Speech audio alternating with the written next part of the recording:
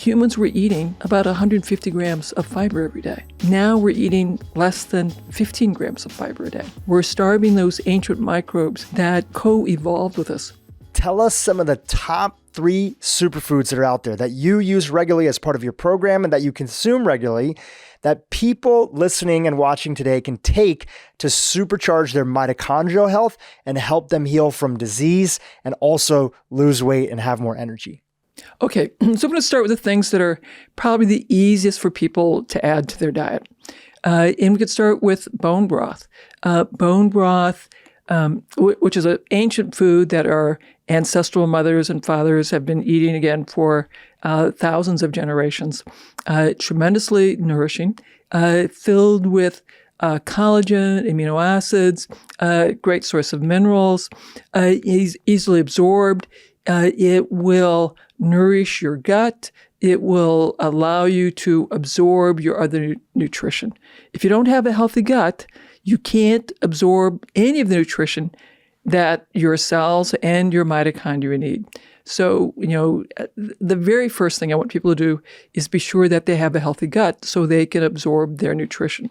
So I want all of my patients to have bone broth, and plus it's delicious. And it's actually a really great source of protein. If you look at a lot of the bone broths that are out there, I know there's some brands that you're affiliated with.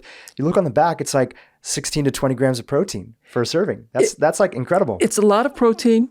It will not spike your blood sugar. It's easily absorbed. If you're having problems with belly pain, bloating, constipation, diarrhea, bone broth will still be very well tolerated. And it will improve your nutrition. It will improve your ability to digest and assimilate the rest of the food that you eat.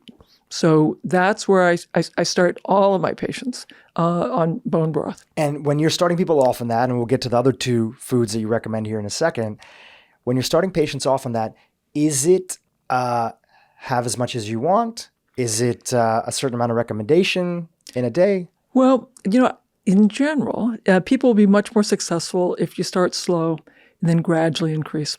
Anytime you're including something new, just start slow. Just start gradually. So you could start with half a cup and have it like a tea, and you just have it straight. If you want to get a little fancier, you could add a little coconut milk, some turmeric, and have basically golden milk, which I think is totally delicious. Or you could add any of the other spices that you enjoy, rosemary, thyme, basil. You could add literally any culinary spice that is part of your ethnic tradition. I like putting in cumin, for example, and it's like you get all these fantastic polyphenols from all these great spices with this incredible base, which is bone broth. Which is wonderful. So it's a lovely beverage. It's a great thing to start your morning with. You can sip on it during the day. Once you're comfortable with a half cup, then you could go to a cup. Then when that is comfortable, you could have a cup twice a day. You could also have it as a starter before your meals. And again, this is something that our grandmothers would have traditionally done. They would have served a cup of consommé or broth prior to the meals. That was a very traditional kind of food. And I have this wonderful cookbook from my grandmother in the 1930s and my great-grandmother from the 1800s. And both of those books talk about serving broth before your meals. And that was absolutely a tradition. I love that.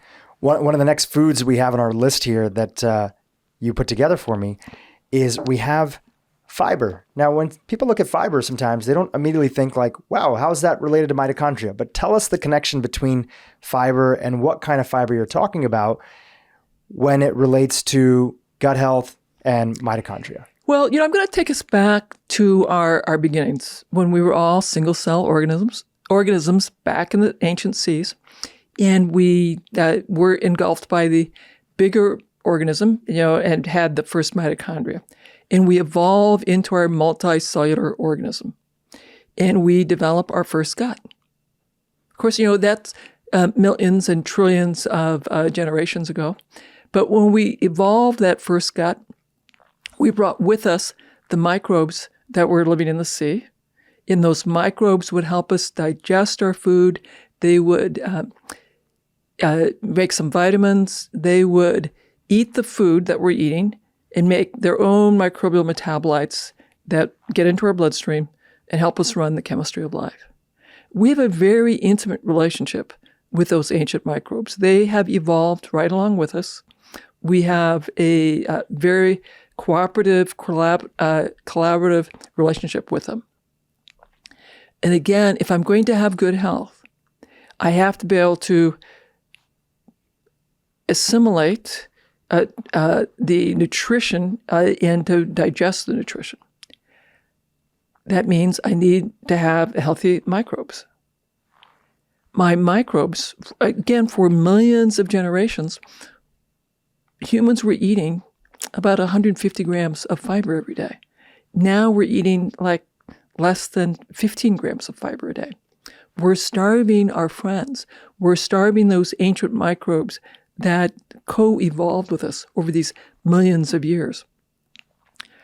We need more fiber so we can fertilize our good friends, so we have a healthy gut. Because if I'm going to nourish my cells and my mitochondria, my gut needs to work well. So I need the bone broth, I need more fiber so my gut can work well and I can absorb the rest of the nutrition that I need. Great. And I have a bunch of questions about fiber because a lot of people start to include more fiber. They have challenges. They notice that their gut can't handle it. We'll come back to that in a little bit. So we'll put a little pin in that. There's so many things that you talk about. I'm like, man, we could talk about a whole, Yes. 2-3 episodes about that, but we'll come back to fiber.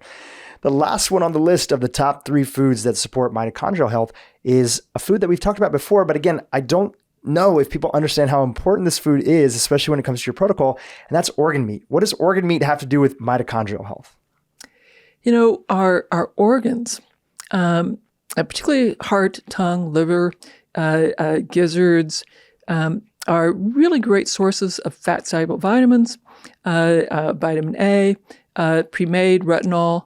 If it's a grass-fed, grass-finished animal, it's going to have vitamin K. It will have a lot of B vitamins. It will have coenzyme Q, creatine, carnitine, lipoic acid. So all of these, and it will also have easily absorbed potassium, easily absorbed sodium, easily absorbed magnesium. And depending on the heart also has easily absorbed calcium. These nutrients are important cofactors for how the mitochondria function. Our ancestors would have prized the eyes, the brains, the heart, the liver, and if there was plenty of, the hunt was successful, they might have left the muscle meat behind for the hyenas and the jackals, but they would have taken the organ meat back to camp. You even notice that animals in the wild also kind of first go for the organ systems. Absolutely. They're not first going for that. I was watching a little Facebook documentary on a gentleman in Africa who has a sanctuary for lions. And one of the things that he was talking about is that he noticed that over a period of time, because they are running this sanctuary, they were primarily just feeding the lions muscle meat. All the lions started to develop these nutritional deficiencies. They're deficient in vitamin A. They're deficient in all these different nutrients. And they only found out because a vet came and looked at them and said, are you giving them organ meats or at least supplemental nutrients that are put into the muscle meat? And they said, no, we're just giving them regular muscle meat. He said, that's why they're nutrient deficient. And that's why their hair is falling out. And that's why they don't seem like their eye health is as good. So even all animals, but I know that the idea of regularly including organ meats into our diet is tough for a lot of people, especially for people who are vegan or vegetarian. And I know you came from a vegetarian background. 20 years. 20 years you were vegan, vegetarian. I also grew up vegetarian and became vegan for 6 years. So we'll talk more about organ meat a little bit later. And obviously people are free to respect any sort of tradition or philosophy they follow with food, but we don't want to not bring up the benefits of something so crucial. Retinol. It's very important. People know that the deeply pigmented vegetables have all sorts of carotenoids in them, polyphenols.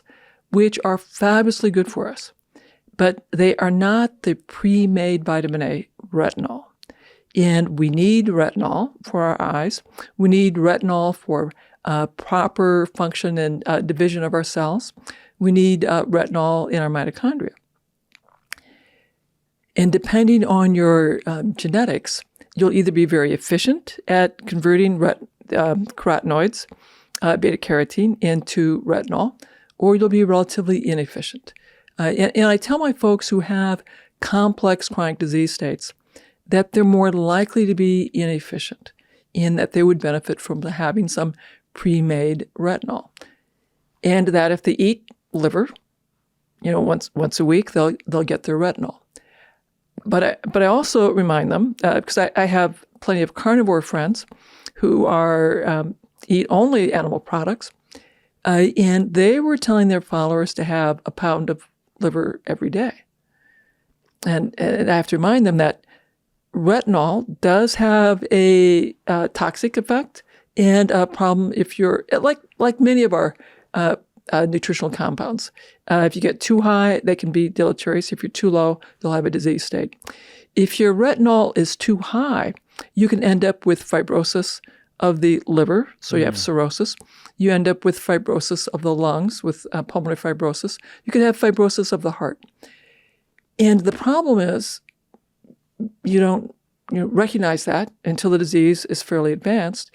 You've now stored a lot of retinol in your fat, and now you've got a very difficult problem to treat. So there's this gentleman who's like pretty popular on social media, and a lot of young people are like following him, and he's kind of had a little bit of controversy that's there, infamous, I guess you would say. His name is the Liver King, and he's known for having liver every single day. And if you were the doctor for the Liver King, you say, hey, listen, this is going to be a problem. This is going to be a problem. Too much of something that might be good at a lower dose that's there can actually have detrimental impact. Yeah, and he won't know until the disease is really quite advanced. Because it's very difficult to use our modern tests to see how far things have developed. So if you want to know your vitamin A stores accurately, it's a very sophisticated test. The blood levels don't tell you what's stored in your fat.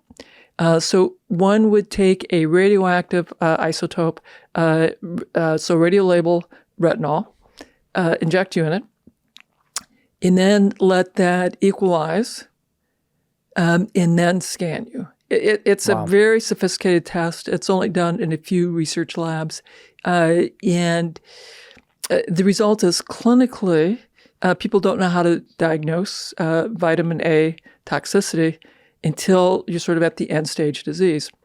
And part of the problem is the early deaths due to vitamin A toxicity when you take an overwhelming dose of vitamin A, as in polar bear liver, that can kill you acutely. It's hard to do. It can occasionally happen. But the problem with vitamin A is not the acute poisoning. It's the slow poisoning from overload. So I want everyone to take vitamin A. I want you to have liver once a week, like 6 to 8 ounces, but not a pound every day. That will come back to bite you.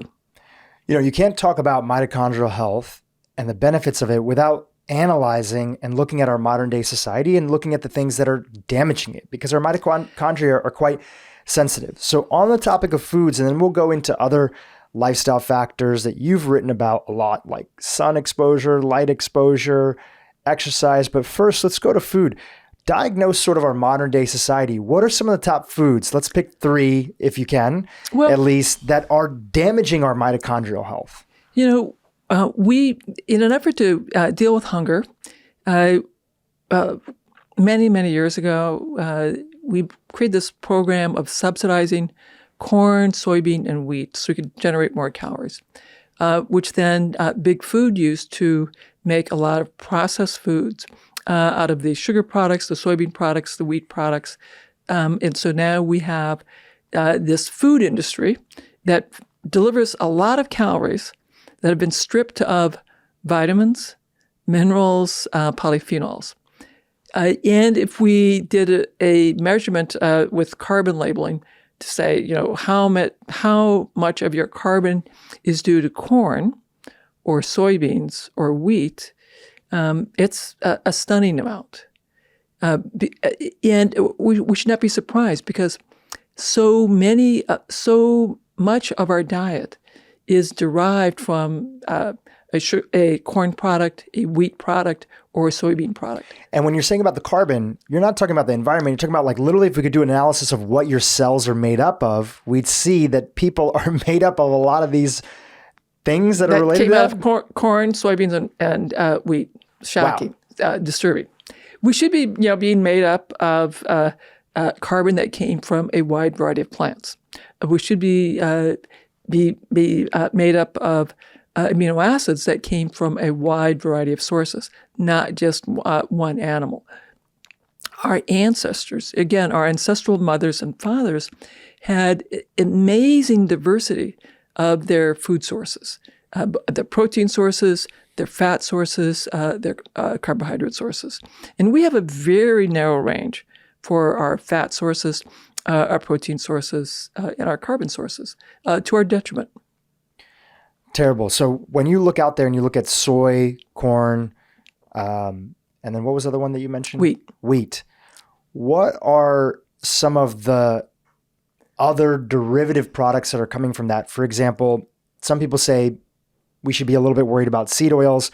Other people say that no, seed oils are kind of fine and it's okay to have them in your diet. What's your take on seed oils like canola oil and corn oil and a lot of these oils that are being derived from these top foods that are being consumed in America especially? Well, if I look at the ideal ratio of omega-6 fats to omega-3 fats, the basic science would tell me that a ratio of 4:1 has the healthiest cell membrane, it has the lowest incidence of autoimmunity, has the best mood, lowest incidence of heart disease. If we have diets that are high in all these seed oils, processed foods, then that ratio, instead of being 4:1, is 15:1, 20:1, 30:1, 45:1.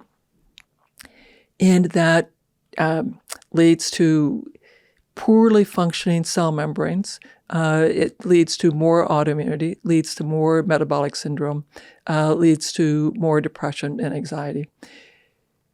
So simply for getting the ratios correct, I want to get rid of all of those seed oils. I'd much rather people are using monosaturated fats, lard, tallow. Our ancestral mothers and fathers, the kinds of fats that we were using were rendered animal fats. Then we discovered olives and we had olive oil. The use of these refined oils, they're refined. They're not cold pressed oils. They're refined using solvents. So there are solvents left in those oils. You try to reduce the solvents. You can't get rid of the hexane entirely. And when you take these seed oils and you heat them over 180 degrees, then you're going to take some of those double bonds and move them into the trans position. And when they're in the trans position, when they get incorporated into my cell membrane, they'll make my cell membranes less effective. When I was in medical school, we were very gung-ho on margarine, hydrogenated fats. That was going to be superior to butter. But we now know those trans fats mean the cell membranes are less effective. If your cell membrane is less effective, you can't get signals into the cell, out of the cell. The cells are not working very well. You have a higher rate of cancer. You have a higher rate of heart disease. You have a higher rate of anxiety, depression, a higher rate of metabolic syndrome. That's great. So it's really paying attention to that ratio. I did a test many years ago. It was one of the reasons that at the time, for me, again, I want people to do whatever they want, stopped being vegan, is I took this test called the Omega Quant. I'm not affiliated with them, but I like it because it's an easy way. It's an at-home test. It's $100. I recommend it to all my friends. You get a test at home and you can prick your finger and it'll send it back in and they'll tell you your omega-3 to omega-6 ratio. And my ratio was really inverted because I was eating a very processed vegan diet. Yeah, and certainly I respect that there are people who are vegan, vegetarian for their spiritual beliefs, and they're deeply committed to them. And if you're doing that for your spiritual beliefs, then we need to do some testing so I can detect what metabolic abnormalities we have, and we can address them. I also point out that when you lean into all this processed vegan food and you lean into all this soy-based products, you are actually contributing to deforestation because Brazil, a lot of the drive to deforest Brazil is to grow soybeans. If instead of trying to grow soybeans on marginal lands, we were pasturing that as part of regenerative farming, we would have less deforestation and you'd have a healthier production of protein. So you talked about wheat, soy, corn. We talked about seed oils. Let's talk about another one. What is the role of sugar when it comes to our mitochondrial health? Why do so many people talk about sugar and mitochondria and some of the damaging impacts that sugar can have? So our mitochondria can burn sugar. They can burn amino acids. They can burn fats. And people have been mistaken to think that when I'm exhausted, I'm going to take sugar or caffeine to deal with that fatigue. And when we take a lot of sugar, it stimulates our dopamine. We get a lot of pleasure. I get a hit. I'm taking processed foods. I'm going to get a lot of stimulants that are added to the food to create that craving and the withdrawal. However, that drives insulin resistance. That drives diabetes, and that in the end, that's going to create more problems with my mitochondria. I'll be more likely to have small, less effective mitochondria. If I have less insulin resistance, so more insulin sensitivity, because I have a lower glycemic index diet, so I'm eating more protein, more fat, I'm more likely to have large, robust, healthier mitochondria. So one of the things I mentioned earlier is that it's not just diet that can both help and harm mitochondria. It's also our lifestyle factors. For you, you say, and we're going to break down your journey in a second for those that aren't familiar, haven't heard our first 2 episodes, but you say like fixing your mitochondria and when you stopped poisoning them was central to you getting better. So talk to us more about those other factors separate from food that both help and hurt mitochondria. Probably for many of the listeners, you are poisoning your mitochondria. You don't know that, but you probably are. I'd spent far too many years poisoning my mitochondria. First, I grew up on a farm, and we used pesticides, herbicides as part of the agricultural chemicals. And so all of those pesticides, insecticides are toxic to mitochondria. In addition, we had our own private well, and 80% of the farm wells, private wells in Iowa, are contaminated with atrazine, which is a pesticide that has been banned for decades in Europe because of its toxic effects on mitochondria. So, little kid, I'm accidentally damaging my mitochondria from the beginning. Then I had to take a bunch of antibiotics very early in life because of tonsillitis and strep throat. Really great. I never had to have valvular heart disease, so I'm thrilled I got those antibiotics. But recurrent antibiotics, remember I said earlier, our mitochondria are ancient bacteria. So antibiotics, particularly if you have to take them long term, can be stressful for your mitochondria. Then the next problem that I had is I'm an artist. So I started oil painting when I was in high school. And I have a degree in oil painting and also did metallurgy. So now I'm exposed to mercury, lead, cadmium, And I had years of eating lots and lots of rice, so let's throw in arsenic. And so all of those things poison the enzymes that my mitochondria use. So, that's a problem. And I got into medical school. I am thrilled to be doing gross anatomy. And which is, something every artist longs to do, is get to go dissect cadavers. So I go back to the lab, unwrap the cadavers, and I have these beautiful notebooks of all those cadaver drawings that I did. So I probably have 3 to 4 times the amount of formaldehyde exposure of my classmates, because I was so thrilled to be doing all these drawings, which again was stressful for my mitochondria. You really went for the whole toxic soup, huh? You were trying to see how many points you could score up in that whole category. And so in my undergraduate years, I had lots of energy. I was an athlete. I did full contact taekwondo. I competed nationally in 1978 before entering medical school. I was in the Pan American trials, a real kick-ass sort of girl. During medical school, I started having less and less energy. I could not be quite as strong. And I think it was the effect of all of that damage that had been accumulating on my mitochondria. And can I pause you for just a moment? What are these different toxins actually doing? Do they make it harder for the mitochondria to do their job? Do they literally interact with the mitochondria, and then the mitochondria that are exposed to them die off? Like, what are the series of things that are happening? Sure.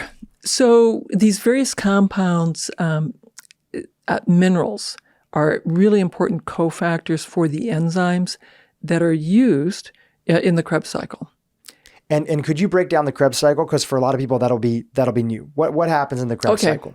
So when we, in the cell, we can take glucose and make ATP. If you do it in the cytoplasm, we're not very good at that. But you can, and you do it without oxygen, you can make 2 ATP if you do it in the cytoplasm. Which is central for energy and powering everything in our body.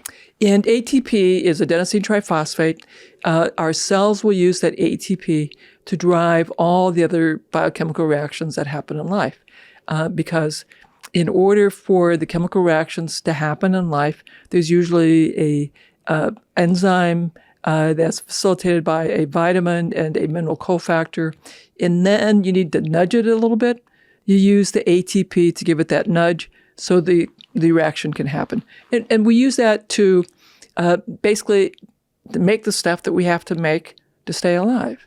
And life is really a series of self-controlled chemical reactions that allow us to grow and ultimately to reproduce. Beautiful. Very, very important stuff. Then, so in the cytoplasm, you can take a glucose molecule, no oxygen, I can make 2 ATP. If I have oxygen and I can put the glucose through the Krebs cycle, through a series of steps that will be facilitated by the enzymes that exist in the mitochondria, that are in the cell membranes of the mitochondria, then we can get up to 38 ATP per glucose molecule. So there's a big difference between 2 and 38.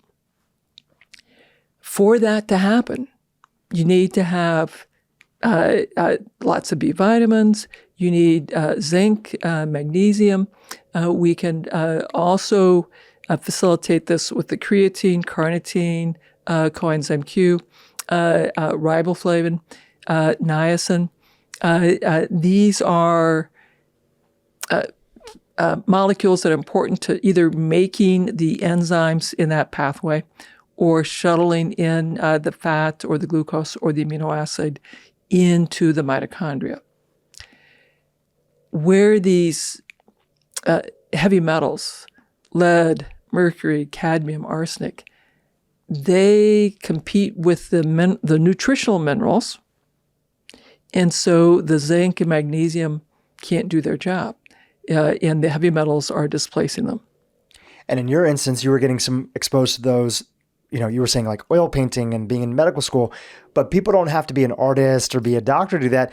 It's often that many of those things are found in even a lot of the commercial cosmetics. Like if you're not buying from cleaner brands, or if you're using a lot of fragrances, or if you're being exposed to some of the things that you mentioned before, even just a high dosage of pesticides regularly that you're being exposed to in your diet, or eating foods that have a large concentration of pesticides.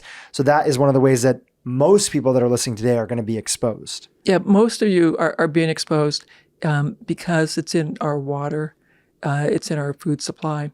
Depending on where you're getting your food, it will be in the food supply and in the water.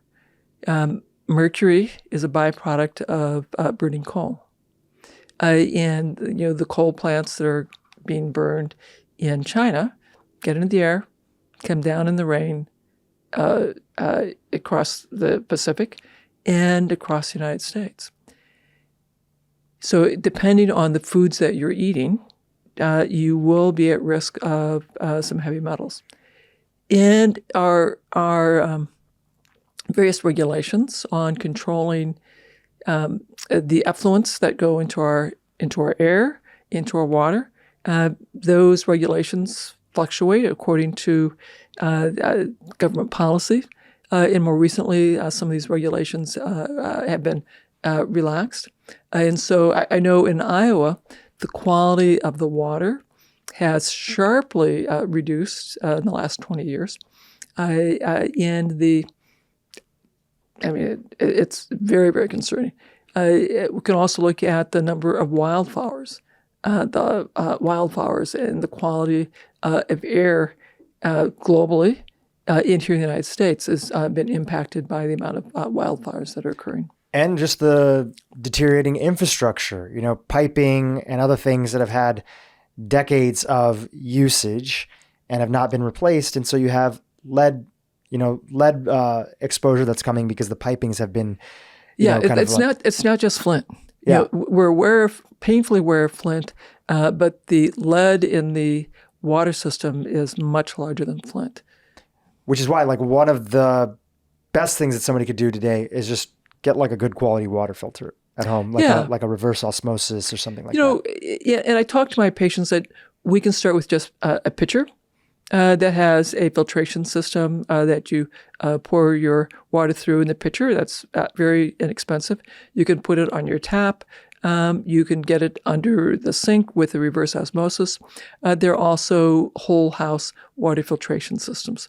But I think everyone should be having filtered water. I had a kind of a mentor figure in my life many years ago who had this great phrase. He said, either you get a filter or you become the filter. And I think that's important for people to realize, is that it's going to get filtered one way or another, but you don't want it to be your body filtering it out. You might as well have something else, like a good quality water filter. And let me point out, Dhru, that we also breathe a lot of air.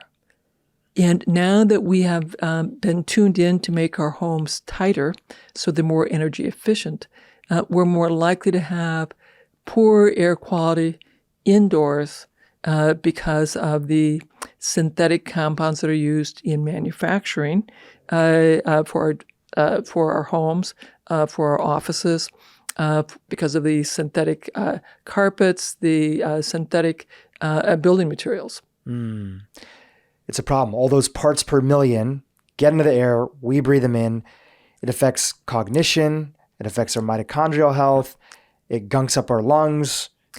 As you said, it's going to get filtered. Are you going to be the filter, or are we going to filter first?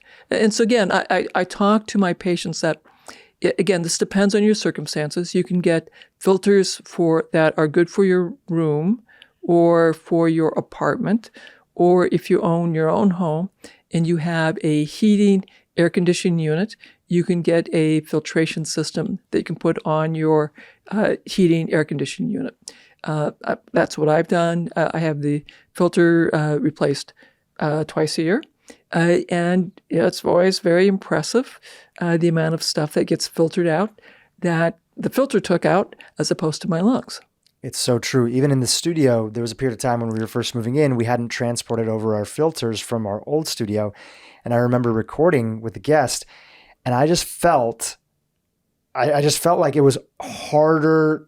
I just felt like I wasn't as sharp. I felt like I wasn't fully there. And I wasn't even thinking it was the filter. Then the next week we finally brought over the filters and we got them, changed them out, turned them back on. We used something called Air Doctor. We're a big fan of it. And that day, again, could be placebo, could be this. There's a lot of things and factors that are there, but that's my N of one experience. We turned on the filters and it's a pretty high quality one. Not to mention the fact that we just had built this studio out. So there's a lot of volatile compounds in the air, even though we use low VOC paint, even though we use natural rugs and other stuff. Anytime you buy something new, there's always going to be waste product that's generated in the air. Absolutely. Off-gassing, as you had mentioned. And so a filter has been super beneficial in that. So let's zoom out a little bit more. You were just talking about not poisoning our mitochondria, and we're going to come to your story. I keep on teasing it. We're going to come to your story in a second. Were there other things, lifestyle factors, separate from environmental toxins and that? How about exercise, sleep, other things? What did those look like on your journey while you were headed towards your body literally breaking down and you ultimately ending up in a wheelchair? So, early in my life, I'm a farm kid. Plenty of exercise, lots of sun, lots of vitamin D. Go off to college. I'm not outside, but I need to exercise. So I get into long distance running. I get into martial arts. So that exercise had a fair amount of high intensity interval workout, which is really great for your mitochondria. If you do a high-intensity interval workout, you'll stimulate your mitochondria to consolidate themselves so they're a bit larger. Is that called mitochondria uncoupling? Is that process? Well, mitochondrial fusion. Fusion. Okay, got it. And then you'll make more of them. So they're bigger, stronger, healthier. That is really good. And that's kind of like the beneficial stress that's there. It's like, the beneficial stress. We need to rise to the occasion. And you know what? These mitochondria are not as strong because maybe they've been damaged or they haven't been taken care of. So we just need to recycle them, and then we'll clean out the old ones. We will repackage them into bigger, larger, and then we'll make more of them. So it is great. But if you do it a little too hard, then that can become a problem. And so again, I can sort of think about. I like to push myself, and I probably pushed myself much too hard. I was running 85 to 100 miles a week. Wow. And I was doing that my first year of medical school. And then I couldn't do it my second year of medical school. In retrospect, I think I did not give myself recovery time. And so HIIT is really good. High intensity interval training is great, but you have to be careful that you're giving yourself sufficient recovery time. If you do not, you will begin to break down your mitochondria, and they won't be big, fat, and so plentiful. And you'll begin to feel like I'm losing ground. They'll be spread too thin. Literally. Yes, wow. Absolutely. Amazing. Again, just the idea, the next question I want to ask you goes right into this, which is that why is it that modern medicine, and going back to your days of learning about mitochondria back in medical school, how is it that we so overlook the importance that mitochondria play with health? So biochemistry, we memorize all those equations, cellular physiology, we memorize all of that stuff. What was sort of interesting, we never got taught this really basic concept. The food we eat becomes the cells we're going to have and the body we're going to have. So if you want a high-quality cell and a high-quality body, you really have to have high-quality inputs. Shocking. Now, I've mentioned that I'm a farm kid. We certainly understood if you wanted to have a high-quality championship cow or pig or horse, you took very much interest into making sure you had high-quality rations. it is shocking that there was nothing. We were taught nothing about nutrition. It's almost like that phrase, I don't know who discovered water, but it wasn't a fish, right? It probably wasn't a fish. It was so obvious and in front of us, but it was overlooked, probably and majorly connected to the idea of modernity, right? And modern progress, and the idea of, as you mentioned, after the big world wars, trying to feed people and the depression, and just thinking it's all about calories in and calories out. And this is the modernization, and we've figured it out. We've hacked it as humanity. And with World War I and then World War II, we saw how powerful antibiotics were at taking people who were on the cusp of death from their overwhelming infection. And we could give them just a little bit of penicillin, a little bit of a sulfa antibiotic, and kill the microorganisms, and the person would be restored to health. And so we thought that these other chronic disease states, we would find a magic drug that was just as powerful. And the NIH, the National Institutes for Health, was very interested in understanding physiology, and that by understanding physiology and molecular pathways, we would be able to design these perfect drugs that would fix all of our chronic disease states. We did it before with antibiotics. We're going to do it again for every next thing that comes. For every other chronic disease. And at that same time, after World War II, there's this dramatic increase in the rates of non-infectious chronic disease states. These are the non-communicable diseases. So there's a 400% increase, so fourfold increase in the rates of allergy and asthma, type 1 diabetes, inflammatory bowel disease, rheumatoid arthritis, multiple sclerosis, autism. I don't know what the rates are for anxiety, depression, mental health. I believe that's even steeper than the fourfold that we see for these other autoimmune diseases. It's truly a toxic soup that all added up together, probably came from good intentions, and then was kept alive through just profiteering, right? Profit motives, not a grand conspiracy. Most things that seem like a grand conspiracy can be simply chalked up. There's actually a quote by Naval Ravikant. He's like, most things that we look at that are a big conspiracy to suppress the population or do this or that are really just two things. Number one, a general sense of incompetence, like by the system often, correct, right? The system just wasn't paying attention to it. And the second one is profit. Who doesn't like to make money? And they're not thinking that this is contributing to poor health. So they keep that cycle going in the case of, these big processed foods companies. Well, the food tastes good. And the food tastes good too. That's an important point. It tastes good. It's cheap. The big food, which, by the way, big tobacco bought up big food, and they learned that we will hire the best PhD food scientists, and we will pay them great money to help design chemicals that will be generally regarded as safe, that we could add to the food to make the food even tastier, so the consumer will buy more of that, and that the consumer will feel uncomfortable if they're not consuming that food, so that they will crave it. And then they discover that, if we begin marketing to the children, we could get the children to ask their parents to get more of these food items. And then when the children grow up to be adults, they will perpetuate consuming these foods. So we now have, children. If you look at the fast food consumption in the United States, on any given day, 37% of us are having fast food. And the younger you are, the more fast food you're having. It's 50% if you're under the age of 24. And you're likely to have all of your meals be fast food. If you do cook at home, you're probably eating a boxed meal that's already been prepared by someone else. You just open it up, put it in a pan, and warm it up. Our children and many of our young adults and even many of our old adults have forgotten how to meal plan, how to shop, how to cook using ingredients. If they cook, they're simply opening a jar or a box of processed food that someone else has already made. It's a challenging problem, and it doesn't seem like it's getting any better. a few years ago was the first year that the amount of money spending eating out at restaurants in America exceeded the amount of money being spent at grocery stores.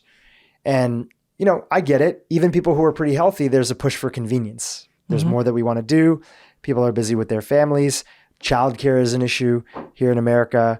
And, women are in the workforce. And the brunt of what typically fell on for food production in the household was on the women. So everybody wants to live their lives. Everybody wants to self-actuate. And even if you're healthy, you want to go towards more convenience things. And I'm not exactly sure what the solution is. We were at an event this past weekend and there was a lot of conversations around that hosted by our good friend Casey Means. Maybe towards the end of the interview, I'd like to talk about, what are some big picture magic wand stuff that we could do to move the needle forward. But coming back to the topic of mitochondria, I want to go to your story now. And we've set the stage a little bit by saying that understanding the role of mitochondria was central in your healing process. I showed an image in the beginning, and if you're listening on podcasts, you can find in the show notes. This is a before and after photo. One of you at your worst where you were wheelchair bound, and then basically a year and a half later on where you're riding a bicycle and you've been given this diagnosis of progressive MS and it had been terrible for years. And finally, there was a little glimmer of hope. We're going to tell that story out a little bit and some of what you went through.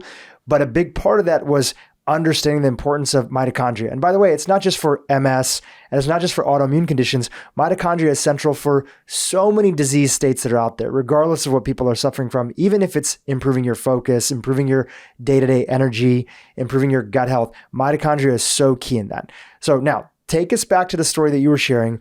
You were in med school. You were doing all the dissections and formaldehyde. Yeah. When did you first start to notice your earliest symptoms that came from even before you noticed the diagnosis? The first thing I could tell is that my athletic performance was slacking off. And I'm like really annoyed with myself. So I push harder and I'm losing ground. And I cannot fight as intensively. So the first thing that falls is my athletic performance. And then I go off to clinicals. And now I can't run 100 miles or even attempt to run 100 miles because I'm doing clinicals. And I'm exhausted. But of course, everybody should be exhausted doing clinicals because at that point, it was 80 plus hours of work every week. And then I start having twinges of discomfort at my temple, and they last a few days. They were more likely to happen if I'd been under severe stress, not enough sleep.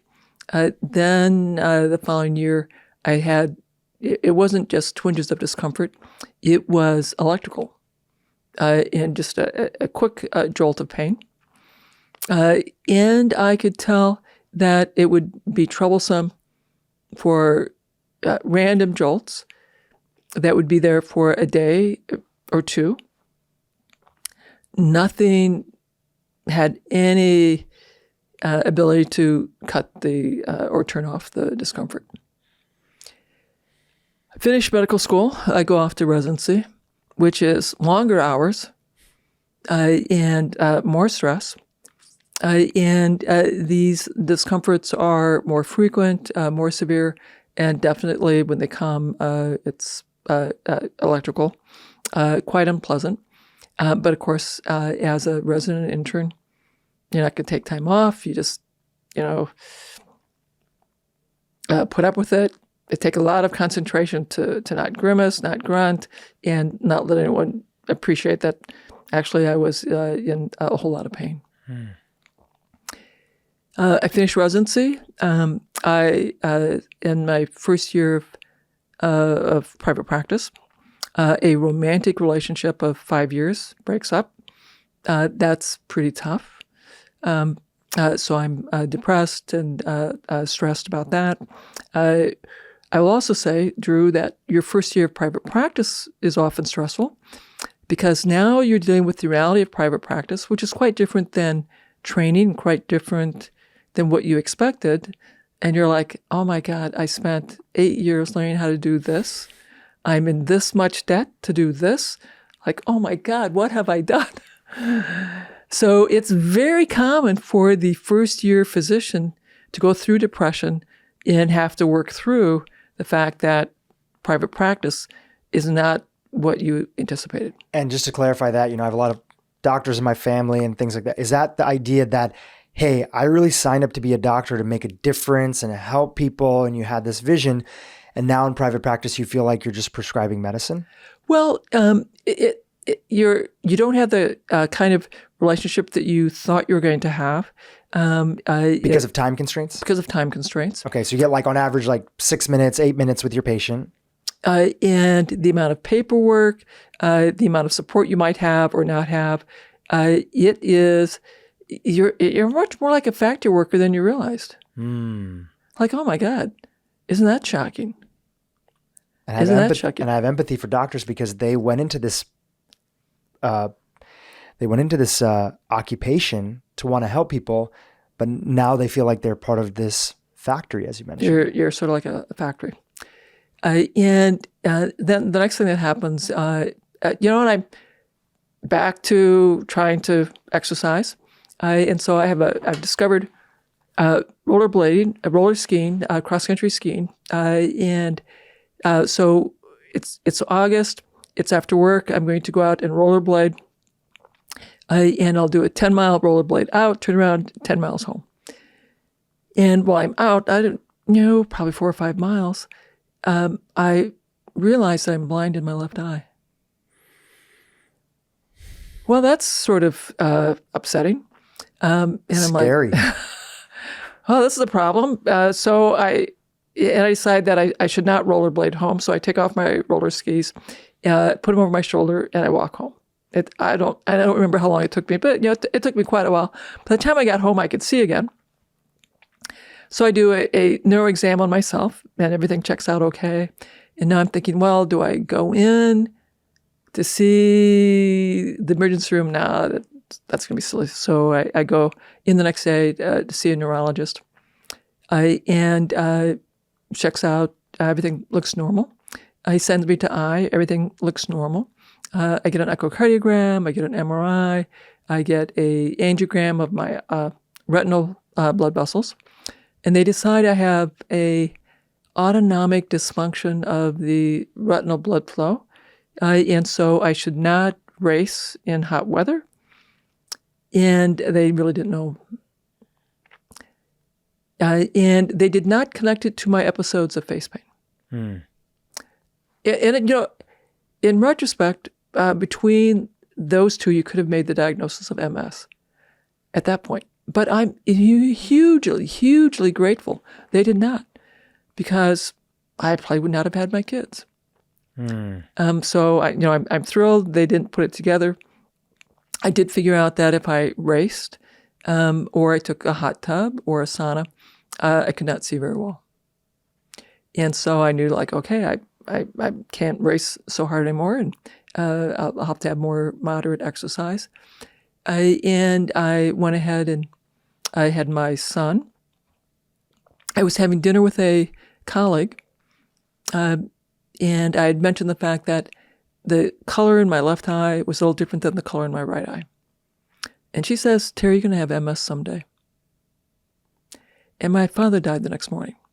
Wow. So I forgot that comment because I was consumed by the unexpected death of my father. And then a couple years later, I had my daughter.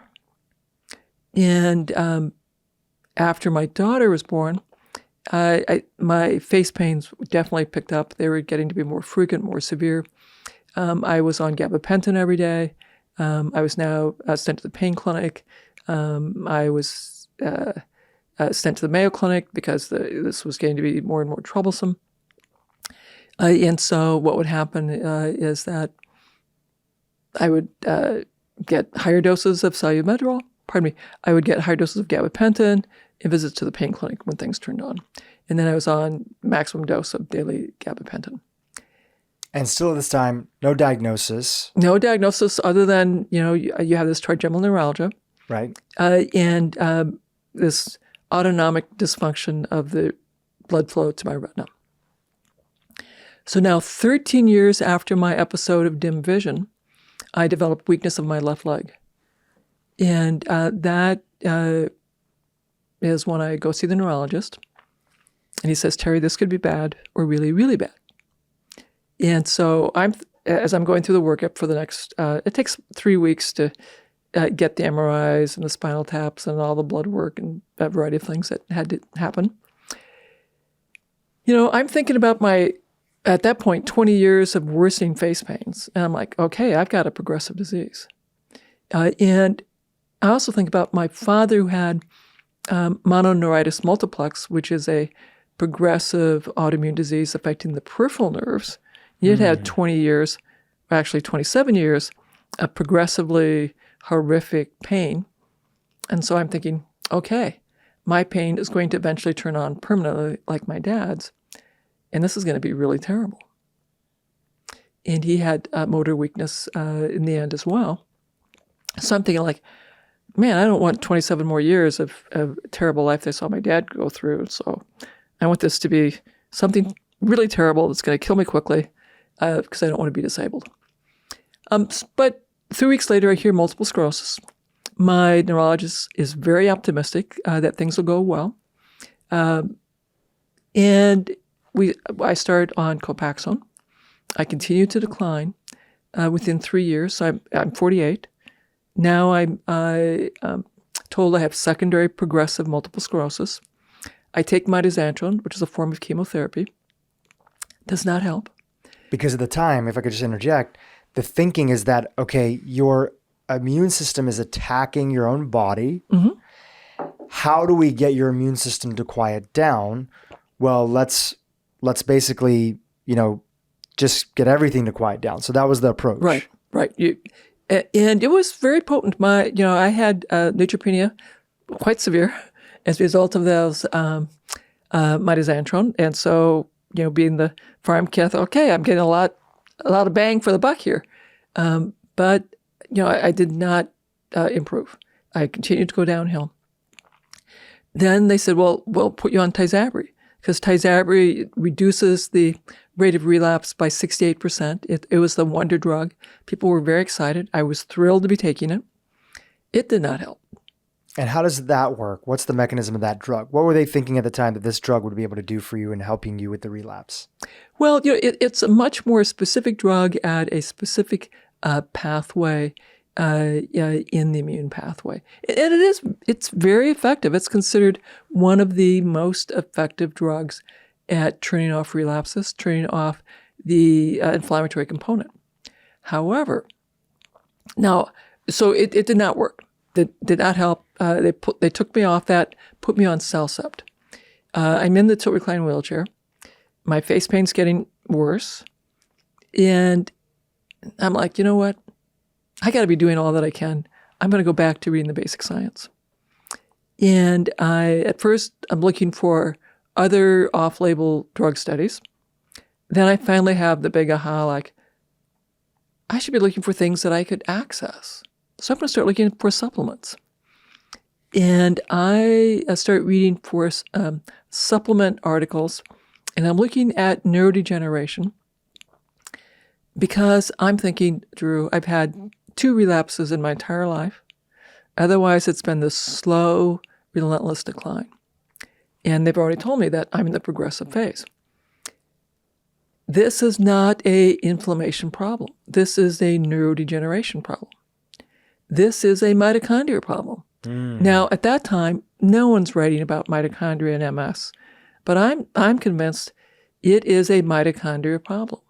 So I'm reading articles about the animal models for Parkinson's, for Alzheimer's, for cognitive decline, for ALS, for Huntington's. And I'm reading basic science about mitochondria. I'm going back, to my biochem textbook. Like, okay, so what are the enzymes? What are the cofactors? What are the steps? And so I start taking vitamins, creatine, carnitine, lipoic acid, coenzyme Q. And I do that for 6 months. And then the skeptic rears her head and says, you're wasting your money. Your own internal skeptic, your own internal voice. My internal skeptic says, you're wasting your money. And so I stop them. And the next day, I go to work, no big deal. But after 36 hours, it was really hard to get out of bed. Now, mind you, I am in a tilt-recline wheelchair. I have a zero-gravity chair at work where I can lean back with my knees higher than my nose. I'm staffing residents. So my mind's still clear. And I'm very fortunate that I'm, at the university and at the VA. But, I just really couldn't get up out of bed to go to work. So I call in sick. And then after 72 hours, Jackie comes in and says, honey, I think I ought to try those vitamins again. So I take them. And the next morning, I'm back to my usual level of fatigue. I can get up and I can go to work.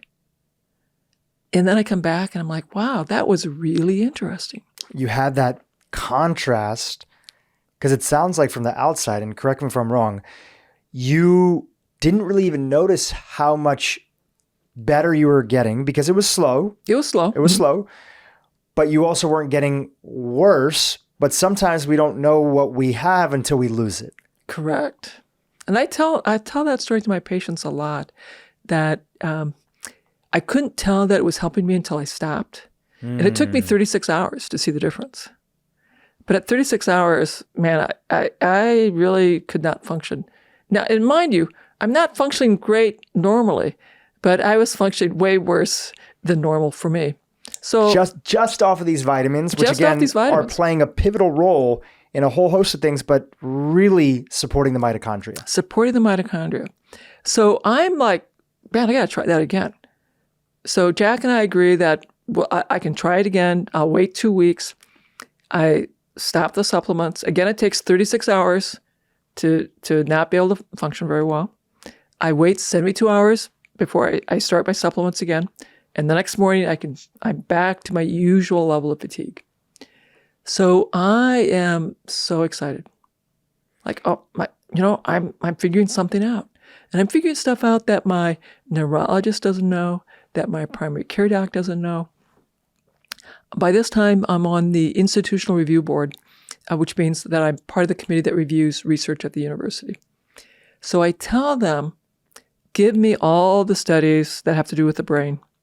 I want to review those studies. So I'm getting more and more comfortable reading clinical protocols and reading the research. And now I'm committed, every week I'm going to go looking for an article to read about the mitochondria, about neurodegeneration. And I'm not a neurologist. I don't have a PhD. So this is hard work for me. But I am so excited. But maybe if you were a neurologist or if you did have a PhD, you wouldn't necessarily even looked in that direction in the first place. You had the outsider-insider approach. I would never have put this together if I'd been a PhD, because I know you wouldn't do this. If I was a neurologist, I would know you wouldn't do this. Yeah, it's not going to work. You're going down a rabbit hole that's not going to lead anywhere. Now, just contextualize us. At this time, is the primary thing that you're doing is the inclusion of these vitamins? Are there, and of course you can't move as much because your movement is not, there. Had you made any changes to your diet at this point in time? Well, yeah. So I had been a vegetarian, low-fat since undergraduate days, low-fat since medical school. And so very low-fat, lots of beans, rice, vegetables. In 2002, shortly after my diagnosis, my neurology team introduced me to the work of Lauren Cordain. And after a lot of prayer and meditation, I went back to eating meat. The following year, I needed the tilt-recline wheelchair. So I'd been a vegetarian, no legumes, no dairy, for 4 years. I was continuing to get worse.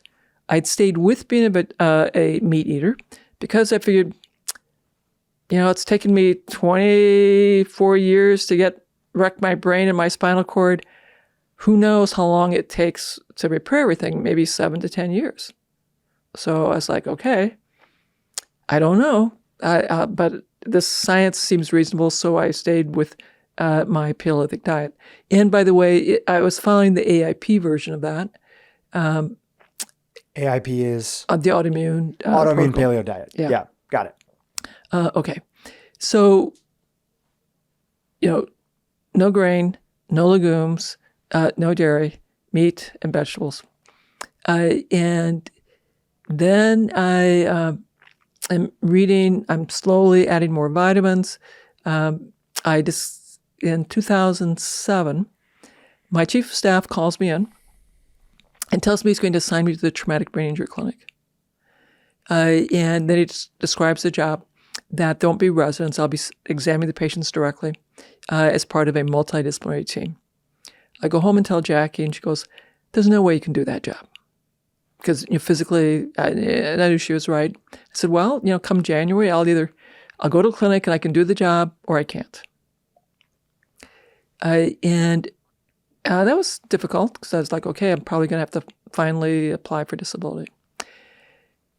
Then I think it was the following week, maybe 2 weeks later, I had the study using electrical stimulation of muscles in a spinal cord injury study. And I thought that looked really interesting. So I told Jackie I wanted to buy a device. She said, "No, you're not doing that, but you can talk to your physical therapist. Maybe he'll do it for you."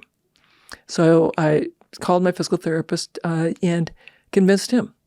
He said that, yes, he uses it with his athletes all the time. He could grow bigger muscles, but he didn't know if my brain could talk to those bigger muscles. And I might be making things worse. But he did agree to give me a test session. He said it's going to hurt a lot, and you have a lot of issues with pain. So we did the test session. It did hurt a lot, but when it was over, I felt great. I felt the most joyful that I'd felt in a very long time. And this is like an eStim device, right? This is like a TENS device. The frequencies are a little bit different. You put them over the motor nerves. You get electricity, which feels like bugs crawling on your skin at first. Then it becomes more intense. Then you feel the muscle spasm. And then while the muscle is contracting, you do a volitional contraction on top of it. And he would come in. He wanted to get as much contraction as I could tolerate. And then because you're releasing endorphins, it gets more comfortable. Every few minutes, he'd want to turn the current up and make it very uncomfortable again. So we did 10 minutes on my back, and then 10 minutes on each quad. So I had about 30 minutes of exercise. And there's modern day versions of these devices. A lot of chiropractors use them. And just connecting the dots for our audience is the idea that by stimulating a particular region of the muscles and having that rapid contraction, you're sort of resetting up the nerves to be able to move that area correctly? What happens, so we'll look at my muscles. My muscles had been doing hardly any work for a long time. So those poor mitochondria were very weak. The muscles themselves would have looked very ill under the microscope because muscles need to work. Mitochondria need to do the work. And by forcing them to do work with electricity, we were revitalizing the mitochondria. We were revitalizing that muscle cell. And we also know that we were releasing nerve growth factors locally in the muscles, and we're releasing nerve growth factors in my brain, which is why, and a lot of endorphins in my brain, which is why I felt euphoria. I had such a great mood at the end of the eStim. Like, oh my goodness, it was striking. The cognitive effects that I had from eStim, the mood effects I had from eStim were compelling, incredibly compelling. So at the first couple of weeks, I would go back in and I would get half an hour of eStim 3 times a week. Then Dave found a homegoing device, a prescription device. It had me start doing the eStim at home and taught me how to use the device. Now, at that point, my exercise, which I'd been very faithful to do every day, since I was an undergraduate, but with the MS diagnosis, my exercise kept getting smaller and smaller and smaller. At that point, I had a little tiny 10-minute program that I could do. If I did more than 10 minutes, I couldn't function and go to work. So we start doing 10 minutes of exercise, and I'm doing eStim while I'm doing my little workout. And about the same time, I discovered this organization, the Institute for Functional Medicine. And they have a course on neuroprotection. And, it's Catherine Wilner, Jay Lombard. They're both board-certified neurologists, well-trained. I believe Jay trained at Harvard. And so I ordered the course. And it's audio-synchronized PowerPoints, a lot of biochemistry, a lot of mitochondria. I was so excited. And a longer list of supplements. And I'm like rocking it. Yes, I want to have this big list of supplements for my mitochondria. And I'm doing my E-stim. Not a lot's happening yet, but I totally accept that I have progressive MS. My whole goal, Dhru, is to keep what function I've got a little bit longer. That I can still use my hands, feed myself, that I could still take the few steps around the inside of my house, that I don't have to go to assisted living. I don't want to become a financial burden.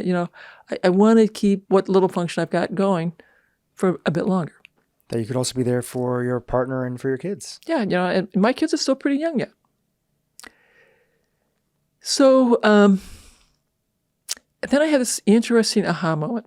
And of course, now I sort of am embarrassed about how long it took to have this aha. Like, okay, so I have this list of supplements, 18, that I'm taking. And like, what if I redesign my paleo diet and I go look to see where these nutrients are in the food supply?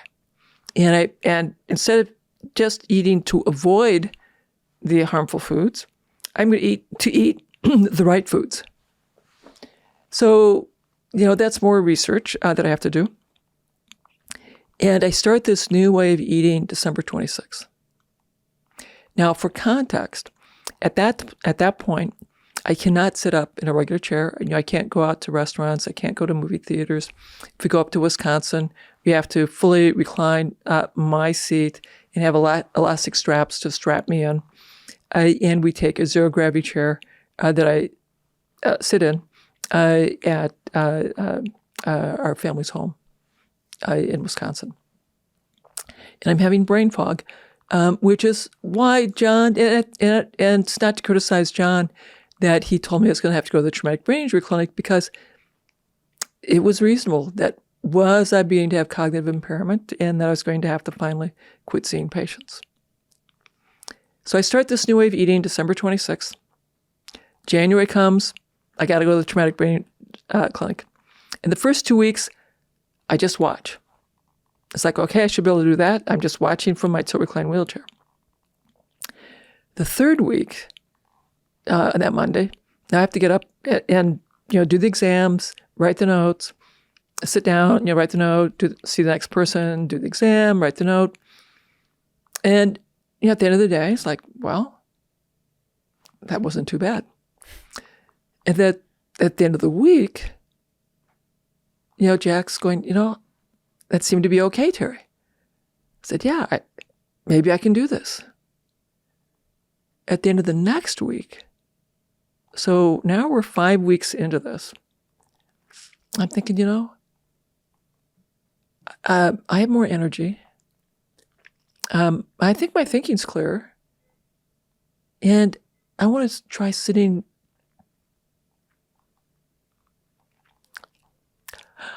I want to try sitting at the table. And so I was able to sit up in a regular chair for supper. It was a pretty big deal. Huge deal.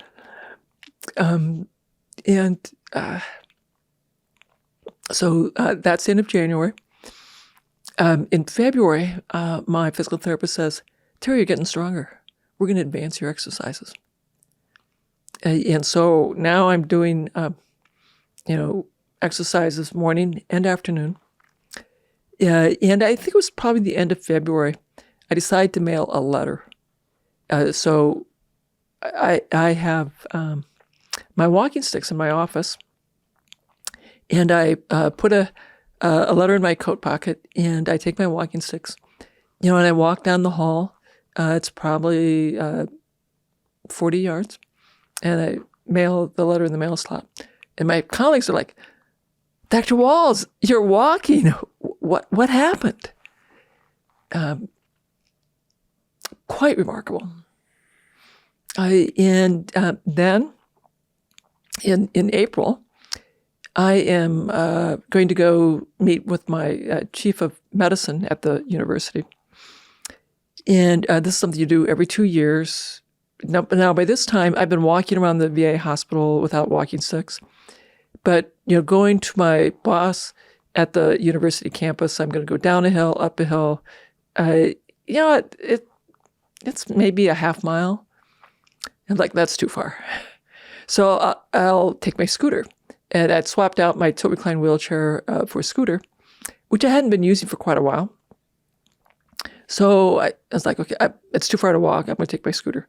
I get in my scooter, and it dies going up the hill. So I have to disengage the scooter. I push it up the hill.